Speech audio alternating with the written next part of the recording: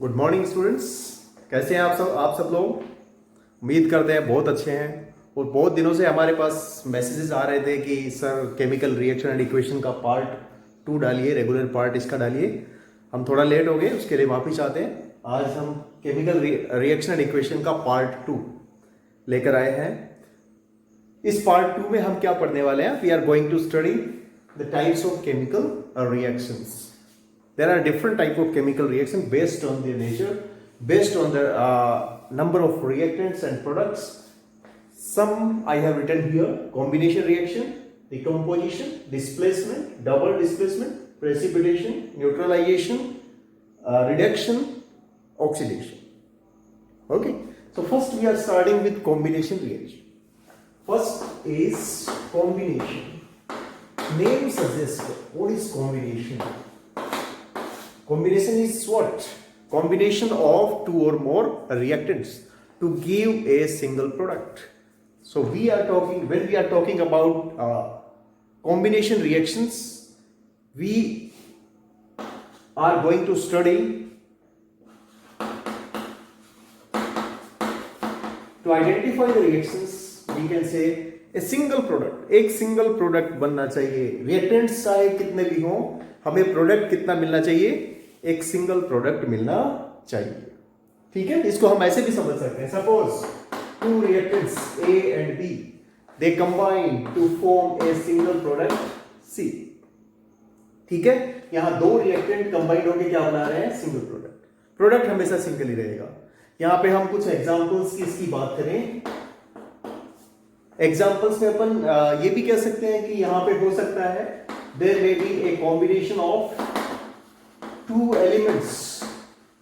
2 elements का भी combination हो सकता है, जैसे C plus O2, CO2, Mg plus O2, MgO, H2 plus Cl2, HCl. ठीक है, 2 या 2 से ज्यादा रिएक्टेंट्स, अपन कहते हैं कि एलिमेंट्स कंबाइन होकर क्या बनाए? एक सिंगल प्रोडक्ट बनाए. तो ऐसी रिएक्शन को अपन क्या बोलेंगे? कॉम्बिनेशन रिएक्शंस बोलेंगे. ये भी हो सकता है there may be a combination of 2 compounds. 2 compounds का भी कॉम्बिनेशन हो सकता है. For example ammonia gas combines with HCl gas to form NH4Cl, ammonium chloride.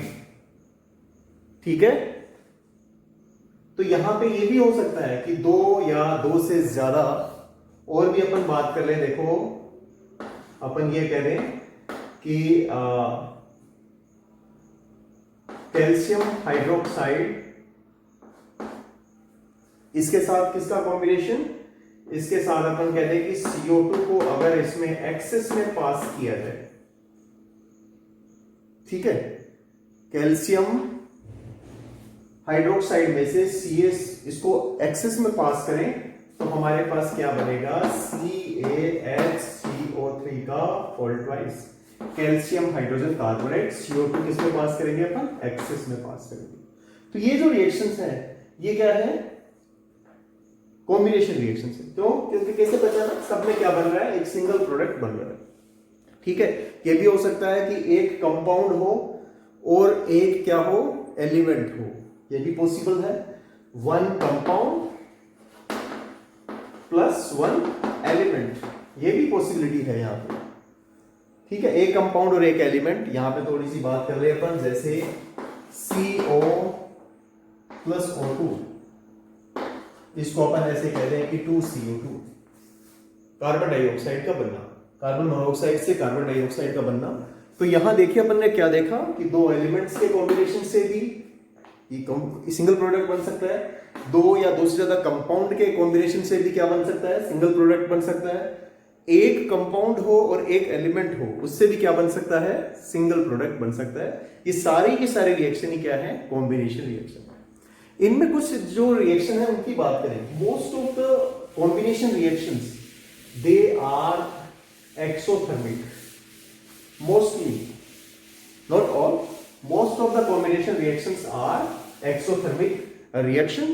और इन एक्सोथर्मिक रिएक्शंस में क्या होता है, हीट रिलीज होती है। ठीक है, यहां अपन बात करें, देखो अब अगले टाइप के रिएक्शन की बात करते हैं। Second is decomposition.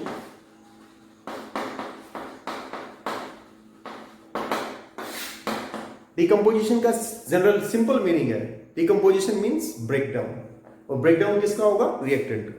अगर एक सिंगल रिएक्टेंट का ब्रेकडाउन हो, सिंगल रिएक्टेंट को क्या दी जाए, एनर्जी दी जाए। एनर्जी देने से क्या होगा, सिंगल रिएक्टेंट किसमें, 2 और मोर प्रोडक्ट्स में क्या हो जाए, ब्रेक हो जाए या डिसोसिएट हो जाए। ऐसे रिएक्शंस को अपन क्या बोलेंगे, डिकम्पोजिशन रिएक्शंस। ठीक है, तो यहां अपन ये देखते हैं कि this energy is required for decomposition of A reactant. एक रिएक्टेंट को डिकम्पोज करने के लिए उसको क्या देनी है, एनर्जी देनी है। अब ये एनर्जी किस फॉर्म में अपन दे रहे हैं, अगर ये एनर्जी अपन किसके फॉर्म में दे रहे हैं, if we are giving this energy in the form of heat, तब हम इसको क्या बोल देंगे, थर्मल डिकम्पोजिशन। Thermal decomposition. ठीक है, जैसे एक एग्जांपल भी ले लेते हैं अपन इसका, थर्मल डिकम्पोजिशन का अपन एग्जांपल ले लेते हैं। जैसे कैल्शियम कार्बोनेट, लाइमस्टोन, इसको अगर अपन क्या करें, हीट करें हाई टेम्परेचर के ऊपर, तो ये किसमें ब्रेक हो जाता है। इसका एग्जांपल है ये जो ट्रायंगल अपन दिखाते हैं, it is for heat. Heat को शो करने के लिए अपन इस ट्रायंगल को लिख देते हैं। ठीक है, तो ये जो रिएक्शन है, इस तरह की रिएक्शंस को अपन क्या बोलेंगे, थर्मल डिकम्पोजिशन बोलेंगे। और भी बहुत सारे एग्जांपल अपन थर्मल डिकम्पोजिशन के ले सकते हैं, जैसे FeSO4। ठीक है, FeSO4 को अगर अपन हीट करेंगे तो क्या बनेगा, FeO plus SO2 plus SO3।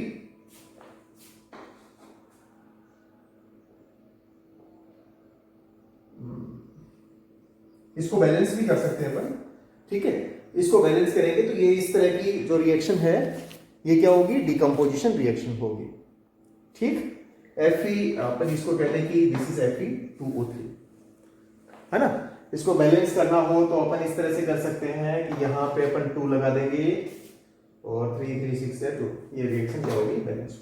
तो ये जो रिएक्शन है ये क्या है, डिकम्पोजिशन रिएक्शन कहलाता है, thermal decomposition.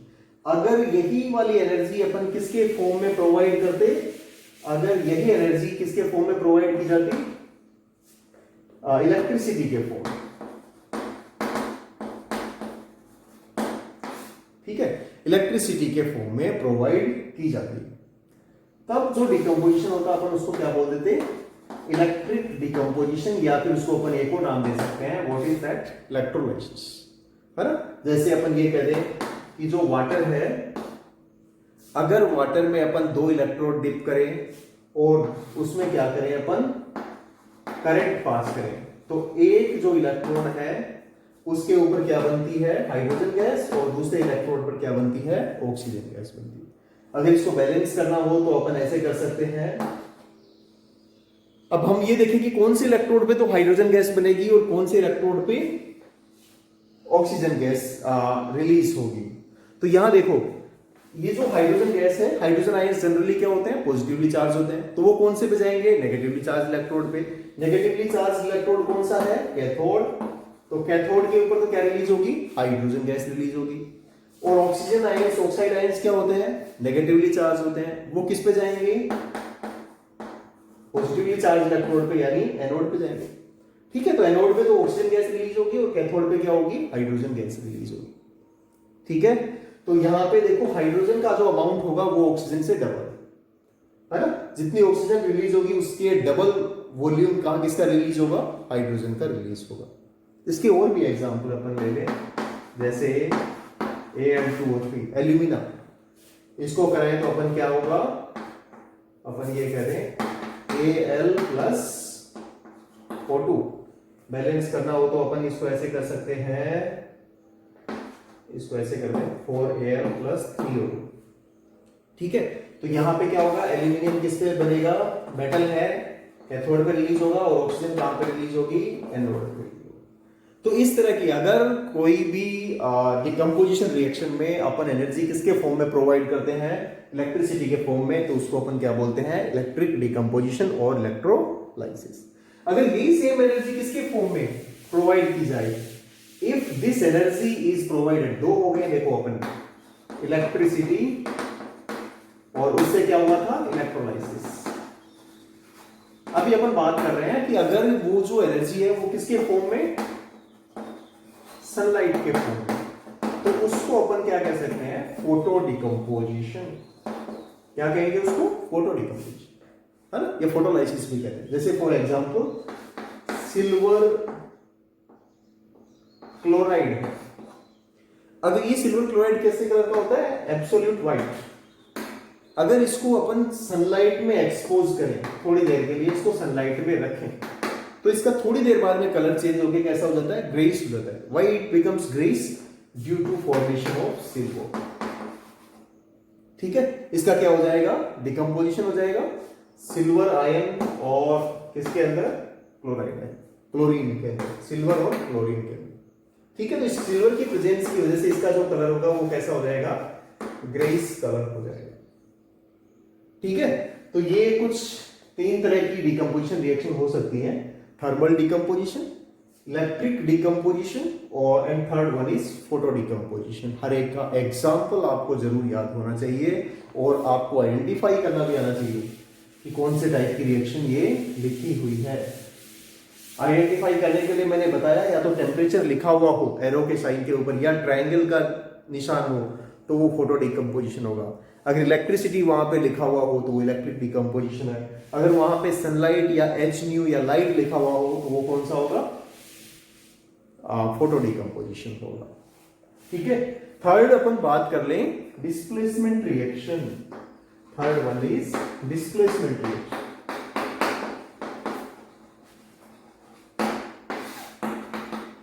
Okay, displacement. What is displacement?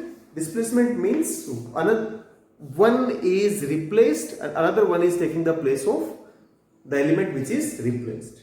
Okay, so if from a compound, if an element is replaced by another element, or we can say if a less reactive element is replaced by a more reactive element या more active element from a compound, this type of reactions are known as displacement reactions.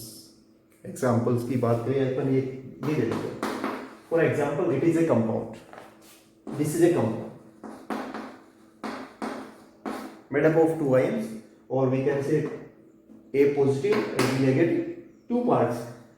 If another element C, if it is more reactive than A or B, then what happens, it takes the place of one element. Here B is less reactive, C is more reactive. That's why B has replaced the C has replaced the B from its position in the compound. This type of reactions are known as displacement, and many times they are also known as single displacement.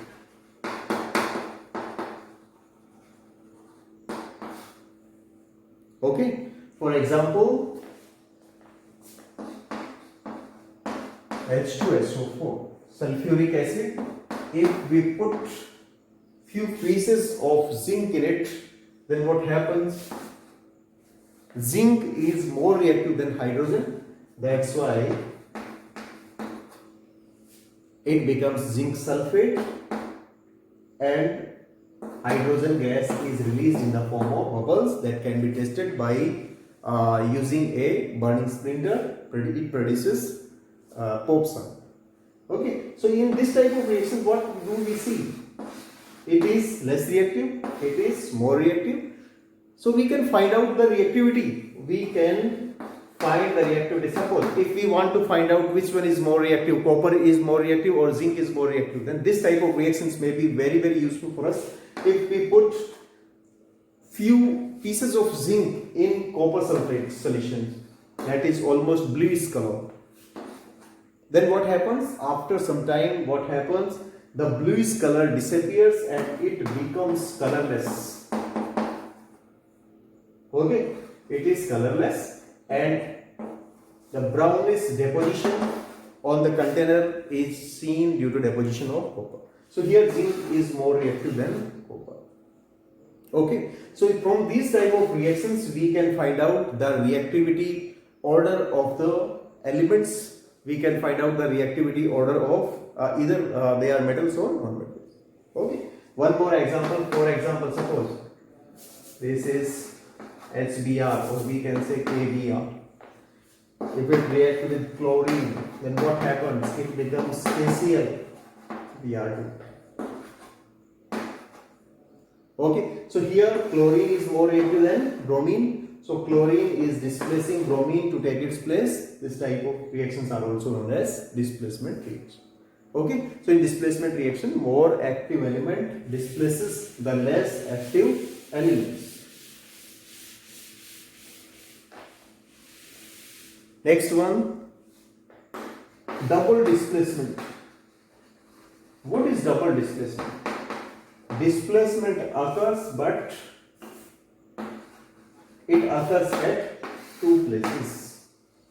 Okay, in that condition there was only one compound and one element, so the element has replaced the element from the compound. But if suppose two compounds are mixed into each other and they are reacting with each other, then what happens? The ions are exchanged in between them. For example, suppose AB is a compound, CD is another compound, it is a compound, this one is another compound. If it happens like this, if these two ions, A cation is replaced by C cation, then what will happen? We get the product CD plus AD. So we can say displacement occurs at two sides. C has displaced A has displaced C, or we can say ions are exchanged in between the compounds and new products are formed. So this type of reactions are known as double displacement. One example we would take, for example, simplest example, NaOH plus HCl. Okay, they are exchanged, it becomes NaCl, and another one becomes HOH, or we can write it down H2O. Okay, so in this reactions what happens? The ions are sodium and hydrogen are exchanged from in two compounds. So this type of reactions are known as double displacement. One more example we can take. Sodium sulfate Na2SO4, it is clear transparent water like substance. BaCl2, it is also transparent. Barium chloride, transparent and water like substance. If they react with each other, if we mix them, then what happens? We get a white precipitate. To balance, we can put 2 NaCl here. So white precipitate is formed. So here what happens? Sodium has displaced barium, barium has displaced sodium. So if two compounds are there and ions are exchanged in between them, this type of reactions are known as double displacement reactions. Okay, so we would talk about this precipitation in the next reaction. What are precipitation reaction? Fifth one, precipitation reaction. What is precipitate?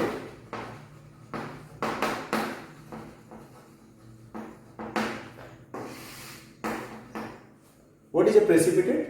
Precipitate is what?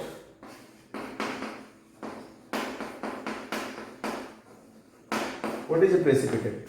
Precipitate is an insoluble product formed in a chemical reaction. Okay, if any insoluble product is formed in a chemical reaction, then what happens? This insoluble product settles down in the container. Okay, so this insoluble solid product is known as precipitate. Okay, so अपन कह सकते हैं कि What is precipitate? Precipitate is an insoluble product that is formed in a chemical reaction and it settles down in the bottom of the container. This is known as a precipitate. And the chemical reaction in which precipitates are formed, they are known as precipitation reactions. Okay, one more example we can take. For example, AgNO3, silver nitrate. If we would mix a solution of sodium chloride in it, then what happens? A white colored substance is formed. So silver chloride, it separates as white precipitate. In short, we can write down PPT. Okay, so this type of reactions in which any insoluble product is formed and that settle down in the bottom, these type of reactions are known as precipitation reaction. One more example we can take. For example, if we pass carbon dioxide gas through a lime water, then what happens? Lime water becomes milky. Why it becomes milky? Due to formation of calcium carbonate. Calcium carbonate is white in color. That's why a milky presence is observed. If we keep it for some time, then CaCO3 settle down in the bottom. So this type of reaction in which any insoluble product is formed and that settle down in the bottom, they are known as precipitation reaction. Next one, after precipitation we go for neutralization reaction. It is not new for us. We have already studied what is neutralization.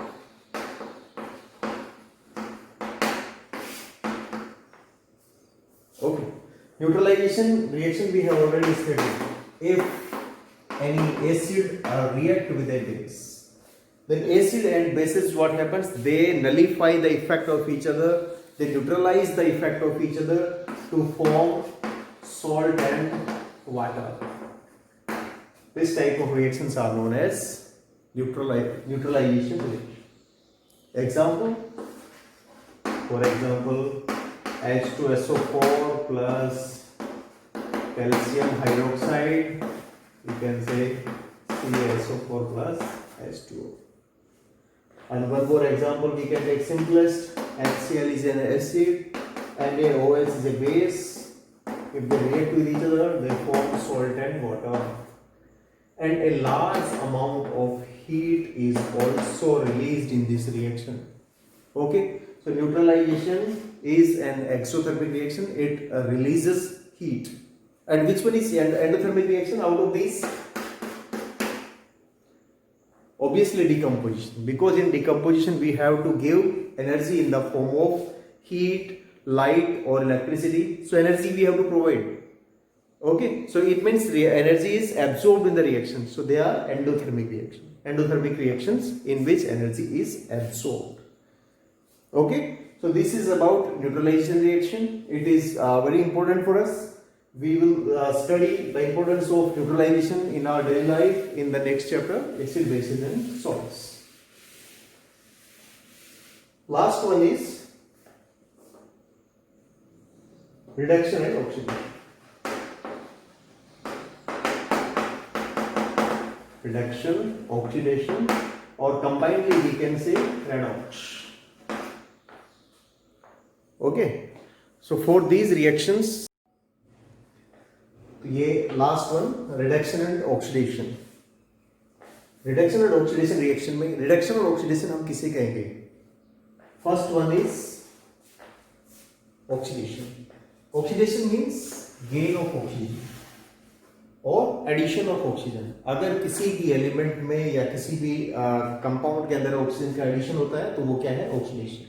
और अगर oxygen का addition नहीं हो, hydrogen का loss हो, hydrogen का loss होना भी क्या है? ऑक्सीडेशन.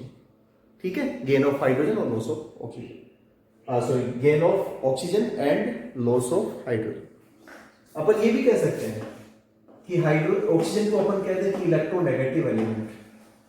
किसी भी इलेक्ट्रोनेगेटिव एलिमेंट का ऐड होना भी क्या है? ऑक्सीडेशन. और किसी भी इलेक्ट्रोपॉजिटिव एलिमेंट का ऐड होना क्या है? रिमूव होना भी क्या है, oxidation. Gain of hydrogen, gain of hydrogen, hydrogen का गेन, हाइड्रोजन का जुड़ना और ऑक्सीजन का हटना, दोनों ही क्या है, रिडक्शन। कुछ एग्जांपल से हम इसको समझने की कोशिश करते हैं। For example first one is magnesium plus oxygen, burning of magnesium reduction. इससे क्या बनेगा, मैग्नीशियम ऑक्साइड बनेगा। मैग्नीशियम में किसका एडिशन हुआ है, ऑक्सीजन का एडिशन हुआ है, तो हम ये कह सकते हैं कि magnesium is oxidised into magnesium oxide. और एग्जांपल अगर अपन ले लेते हैं CuO प्लस H2 से क्या बन रहा है, देखो Cu प्लस H2O। हम यहां पे ये करेंगे कि कॉपर ऑक्साइड में से क्या रिमूव हो गया, ऑक्सीजन रिमूव हुआ है। ऑक्सीजन का रिमूव होना क्या है, रिडक्शन। और यहां पे हाइड्रोजन में क्या ऐड हो गया, ऑक्सीजन ऐड हो गया, तो ऑक्सीजन का ऐड होना या कंबाइंड होना ये क्या है, ऑक्सीडेशन। ठीक है, तो ये क्या है, रिडक्शन ऑक्सीडेशन। ऐसी जो रिएक्शंस है जिनमें दोनों होते हैं, ऑक्सीडेशन और रिडक्शन दोनों हो, उनको अपन क्या बोलते हैं, रेडॉक्स रिएक्शंस।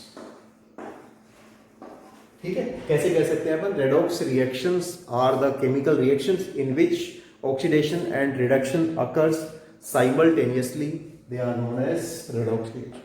और एग्जांपल अगर अपन ले ले इसके,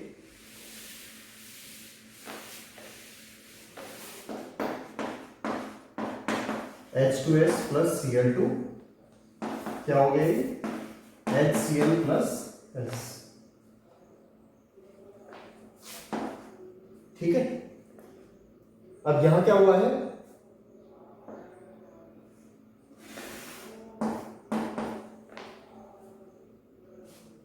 यहां क्या हुआ है, H2S में से हाइड्रोजन का रिमूवल हुआ है। हाइड्रोजन का रिमूव होना क्या है, ऑक्सीडेशन। हाइड्रोजन का रिमूव होना ऑक्सीडेशन, और यहां पे हाइड्रोजन का ऐड होना ये क्या है, रिडक्शन। गेन ऑफ हाइड्रोजन और यहां पे क्या है, लॉस ऑफ हाइड्रोजन। ठीक है, तो इसके टर्म्स में भी अपन समझ सकते हैं। एक और एग्जांपल अपन अगर ले लें, H2S प्लस SO2। ठीक है, यहां पे अपन लिख देंगे S प्लस H2O। ठीक है, इसको बैलेंस करना होगा हमें, तो यहां पे अपन क्या लिख देंगे, 3S।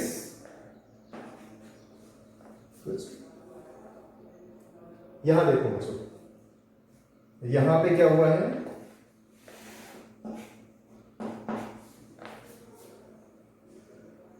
Loss of hydrogen. ठीक है, हाइड्रोजन का लॉस, अपन ये कह लें कि लॉस ऑफ हाइड्रोजन, और लॉस ऑफ हाइड्रोजन को अपन क्या कहेंगे, ऑक्सीडेशन। यहां क्या हुआ है, लॉस ऑफ ऑक्सीजन। ठीक है, ऑक्सीजन के लॉस होने को अपन क्या बोलेंगे, रिडक्शन। ठीक है, ऑक्सीजन का लॉस होना, रिडक्शन। ठीक है, तो इस तरह की जो रिएक्शंस है, ऐसी रिएक्शंस को अपन क्या बोलेंगे, रेडॉक्स रिएक्शन, जिनमें ऑक्सीडेशन और रिडक्शन दोनों क्या होते हैं, साइमल्टेनियसली होते हैं। अब यहां से एक बात और अपने को जान लेनी चाहिए, यहां पे एक बात और होती है जिसको अपन ये कह सकते हैं कि रिड्यूसिंग एजेंट और ऑक्सीडाइजिंग एजेंट क्या है। रिड्यूसिंग एजेंट और ऑक्सीडाइजिंग एजेंट के लिए अपन क्या करें, देखो पहले अपने को ये देखना है कि रिडक्शन किसका हुआ और ऑक्सीडेशन किसका हुआ, है ना। जैसे इस सिंपल से एग्जांपल में अपन ये देखें, CuO प्लस H2 क्या हुआ, Cu प्लस H2O। रिडक्शन किसका हुआ है, कॉपर का रिडक्शन, और इसका क्या हुआ है, ऑक्सीडेशन, है ना। इसका जो ऑक्सीडेशन हुआ है, उस ऑक्सीडेशन के लिए ऑक्सीजन किसने प्रोवाइड करी, CuO। ठीक है, तो जो CuO ऑक्सीजन दे रहा है, वो CuO क्या है, इट इज ऑक्सीडाइजिंग एजेंट। ठीक है, तो ऑक्सीडाइजिंग एजेंट क्या है, विच गिव्स ऑक्सीजन। और सेकेंड थिंग, जो ऑक्सीजन देता है, या फिर अपन ये कह दें कि विच इटसेल्फ अंडरगोज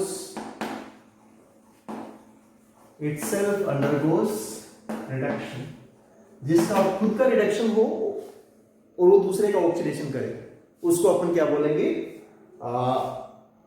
ऑक्सीडाइजिंग एजेंट बोलेंगे। समझ गए मेरी बात? तो ऑक्सीडाइजिंग एजेंट क्या है, जिसका खुद का रिडक्शन, तो हमें आइडेंटिफाई करने के लिए इजी तरीका है, रिडक्शन किसका हुआ है वो ऑक्सीडाइजिंग एजेंट है, ऑक्सीडेशन किसका हुआ है वो क्या होगा, रिड्यूसिंग एजेंट होगा। ठीक है, समझ गए मेरी बात? इस CO का रिडक्शन क्यों हुआ, क्योंकि H2 ने इसका ऑक्सीजन लिया, तो रिडक्शन करने के लिए कौन रिस्पॉन्सिबल है, H2, जिसका खुद का क्या हुआ है, ऑक्सीडेशन हुआ। तो जिसका खुद का ऑक्सीडेशन हो वो क्या है, रिड्यूसिंग एजेंट, और जिसका खुद का रिडक्शन हो वो क्या है, ऑक्सीडाइजिंग एजेंट। ठीक है, तो ये जो बात है अपन ध्यान रखेंगे। एक छोटा सा एग्जांपल मैं लिखूं, आप मुझे इसमें बताइएगा कि कौन सा रिड्यूसिंग एजेंट है और कौन सा oxidising agent. H2S plus Cl2 HCl plus S, balance करने के लिए इस तरह से लिख देंगे।